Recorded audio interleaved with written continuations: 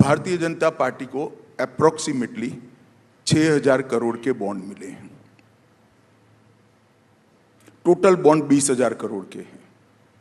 This was Home Minister Amit Shah claiming that BJP got just 6,000 crores of the 20,000 crores of electoral bonds given to political parties since March 2018. There's just one small problem with this statement. It's a lie. कि bond से काला धन समाप्त होने के कगार पर था और इस फैसले से चुनावी व्यवस्था में फिर से काले धन का दबदबा बढ़ेगा। This was Amit Shah saying in yet another media conclave that bonds were brought in to curb black money, and now that the bonds are gone, black money will be back in politics again. Is that really true? I'll examine this statement closely and see how true or completely false it is. मैं बैठ जाता हूँ, आप भाषण करिए 10 minute. So welcome to this week's episode of Let Me Explain.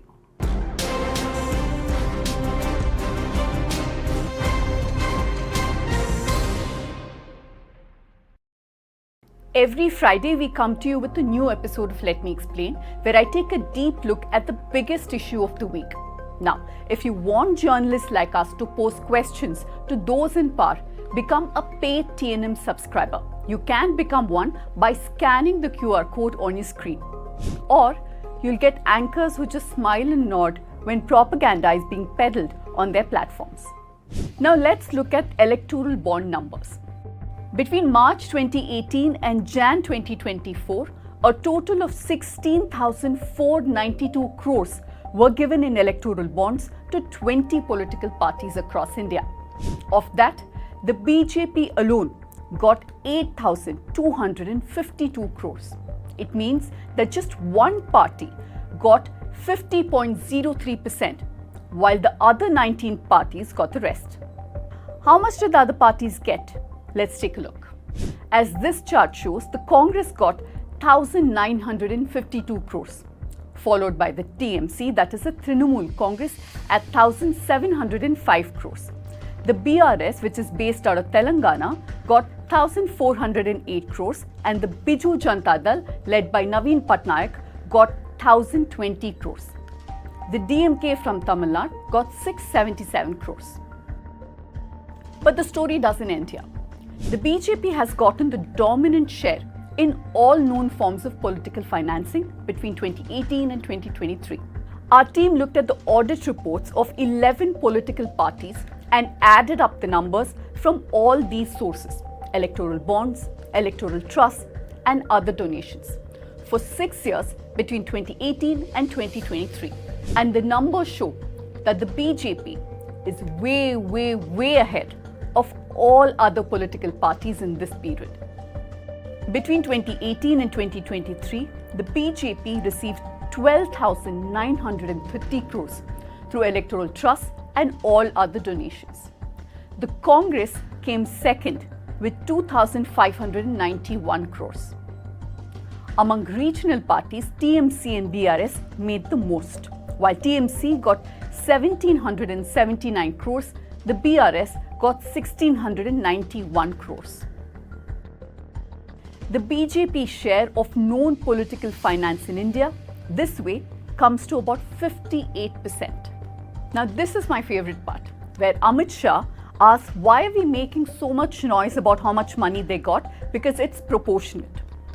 देश में हमारे 303 सांसद है, हमें 6,000 करोड़ के बॉन्ड मिले हैं और 242 सांसद जिन पार्टियों का है, इसको 14,000 करोड़ के बॉन्ड निकले। क्या शोर शराबा कर रहे हो भाई? I've already explained how his numbers are all over the place. They're completely wrong. But the Home Minister's logic here is even more flawed. I'll tell you why. Yes, the BJP does dominate India's parliament, at least the Lok Sabha. But India is a union of states, a federal country. There are many other parties that form governments in states. The opposition parties like DMK, BRS and the Congress have been in power in states with high revenue like Tamil Nadu, Telangana and Karnataka. Not just that, as my colleagues Dhanya Rajendran and Supriya Sharma wrote in this piece, there are international models which are funded in proportion of both votes and seats won. And if we look at it that way, the BJP won 38% of the vote share in 2019. So Amit Shah's logic is wrong even if you look at the seat share. Now, before I go to the last portion, which is about black money, so stay with me, let me quickly tell you about Project Electoral Bond. 3 news organizations, the News Minute, News Laundry and Scroll, plus 10 independent journalists have come together to look at electoral bond data. From last week, we've written story after story on how bonds have been used by all parties, especially the BJP. We've told you about dubious bonds, companies that were under raids and paid bonds, pharma companies whose drugs were under scrutiny, who paid through bonds, and more. Our investigations will continue, and we believe that this is an important moment in this election. Do consider becoming a paid TNM subscriber and support us. Now let's move on to Amit Shah's take on black money. कि bond से काला धन समाप्त होने की कगार पर था और इस फैसले से चुनावी व्यवस्था में फिर से काले धन का दबदबा बढ़ेगा. There's an interesting take by Shivam Shankar Singh, who used to head data analytics and campaigns for BJP a few years ago. Shivam says those giving black money to parties are still giving black money to parties. That's still most of the political funding in India. So then why electoral bonds? Shivam says that some businesses just don't generate a lot of black money. For example, if a company deals with government contracts, they can't just withdraw large amounts of cash and give it in black.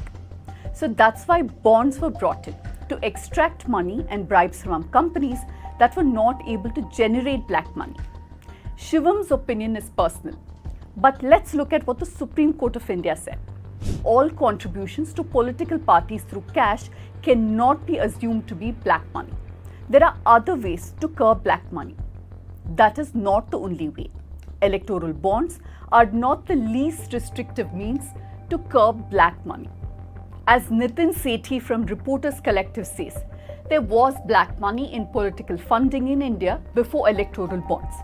With the introduction of the bond scheme, it gave cover to some of the black money. And now with the bonds gone, black money will continue in political funding. If the BJP was really serious, actually serious, about cleaning black money from political funding, it could have just banned cash donations. But clearly, the BJP did not do that, even with the massive majority it enjoys in Parliament. Now, I'll leave it at that and hope that the big TV anchors will ask the Home Minister and others a few counter questions. Or is that asking for too much? Anyway, remember, support us so that we can keep asking tough questions on your behalf. We've been trying to trace political funding in India for a long time. It's not easy at all because 1, it's not at all transparent. 2, the data is all over the place. But it's very important work. Because, it's not enough that we just sit and complain, oh, Indian politics is so corrupt. There's so much of black money in Indian politics. It's important to trace it, exactly pinpoint what's wrong with the system. That's how the process of cleanup can actually begin.